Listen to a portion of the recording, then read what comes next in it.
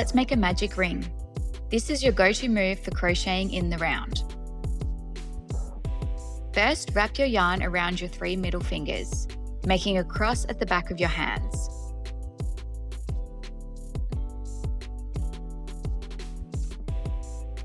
Use your thumb and pinky finger to hold the yarn in place. Then, slide your crochet hook under the first piece of yarn and hook the second piece. Then pull it back under the first piece. Use your hook to twist this piece of yarn, creating a loop around the hook.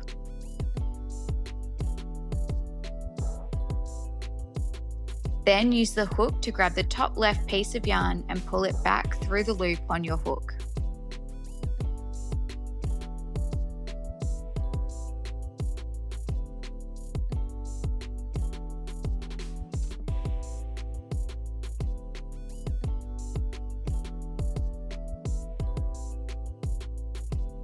And that's your magic ring created.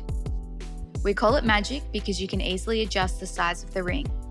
And when we're ready, we'll pull it tight to close the loop.